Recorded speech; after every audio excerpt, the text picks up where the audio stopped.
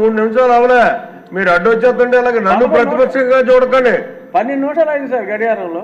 అదే అది అది అధ్యక్ష మీతో వాదన నాకొద్దు. నేను కూర్చోమంటే కూర్చుంటాను, నాకు ఇబ్బంది ఏం లేదు. కూర్చోమన్నా. ఎందుకంటే నాకంటా ముందు మాట్లాడిన వాళ్ళు ఎవరు కూడా నాకంటా సీనియర్లు కాదు.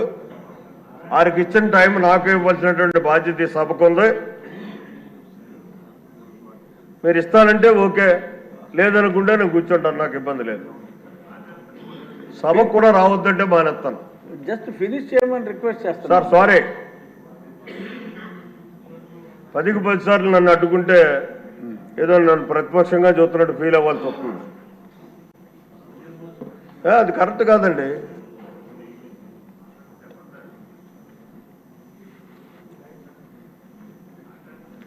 ఇక్కడ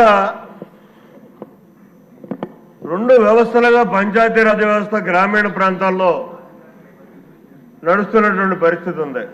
ఒకటే గ్రామ సచివాలయం, ఒకటే ప్రజలతో ఎన్నుకోబడ్డటువంటి గ్రామ పంచాయతీ.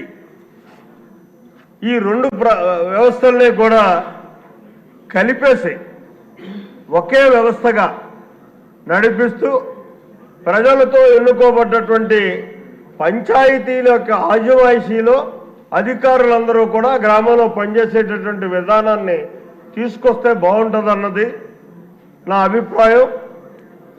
అలాగే ఇక మహిళా సంక్షేమం, దాని గురించి అందరూ చెప్పుకుంటారు. మహిళా సంక్షేమం అన్నదాన్ని సమాజంలో సగభాగం ఉన్నటువంటి మహిళా సోదరుల మన కోసం తెలుగుదేశం ప్రభుత్వం ఎప్పుడు కట్టుబడి పనిచేస్తున్నటువంటి పరిస్థితులున్నాయి.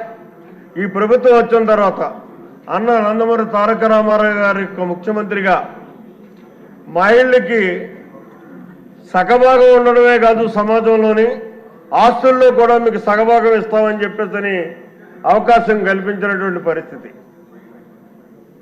దాని మీద మరింత మెరుగులు దిద్ది చంద్రబాబు నాయుడు గారి యొక్క నాయకత్వంలో మనం డ్వాక్రా సంఘాలు అనేటటువంటి ఒక రూపకల్పన చేసి ప్రతి మహిళని ఆర్థిక పరిపుష్టి కల్పించే విధంగా స్వేచ్ఛాయుత వాతావరణంలో వాళ్ళు జీవించేటటువంటి విధంగా చేసినటువంటి పరిస్థితి ఉంది.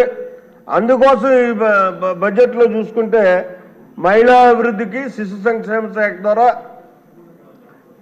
4,285 కోట్ల రూపాయలు కేటాయించుకోవడం అన్నది ఇది మహిళల మీద మనకు ఉన్నటువంటి చిత్తశుద్ధిని ప్రదర్శిస్తున్నటువంటి పరిస్థితి. అలాగే పరిశ్రమలు, ఈ పరిశ్రమలు అన్నాయి ఆంధ్రప్రదేశ్ అన్నది మేజర్గా వ్యవసాయం మీద ఆధారపడి జీవిస్తూ వస్తున్నాం ఇప్పుడు దాకా. ఇవాళ మనం పరిశ్రమలు సాధించుకోవాలనేటటువంటి ఆతృతతోటి ప్రయత్నాలు చేస్తున్నాం. నిన్న శాసనసభలో గౌరవ ముఖ్యమంత్రి గారు ప్రకటించినటువంటి పాలసీ, ఈ పారిశ్రామిక విధానాన్ని చూసినట్టయితే నేను ఎప్పుడూ కూడా వ్యవసాయదారుడిగానే జీవించాను. నాకు ఏ రకమైనటువంటి వ్యాపారాలు కానీ వ్యవస్థలు కానీ కాంట్రాక్టులు కానీ లేవు. కానీ నిన్న ఆ పారిశ్రామిక విధానం యొక్క సులభతరమైనటువంటి విధానాన్ని చూసినట్టయితే నాకే ఒక పరిశ్రమ పెట్టుకోవచ్చేమో, దాని మీద ఆదాయం వచ్చేటటువంటి పరిస్థితులు కనపడుతున్నాయి, ప్రభుత్వం సహకరిస్తుంది అనేటటువంటి ఆలోచన కలిగింది. అంటే భవిష్యత్తులో ఇవాళ మనం ప్రవేశపెట్టినటువంటి ఈ పాలసీ వల్ల, పారిశ్రామిక విధానం వల్ల చాలా పరిశ్రమలు రావడం అన్నది జరుగుతుందన్న దాంట్లో మాత్రం ఏమాత్రం సంకోచం లేదు. ఇది దీనివల్ల గ్రామీణ ప్రాంతాల్లో కూడా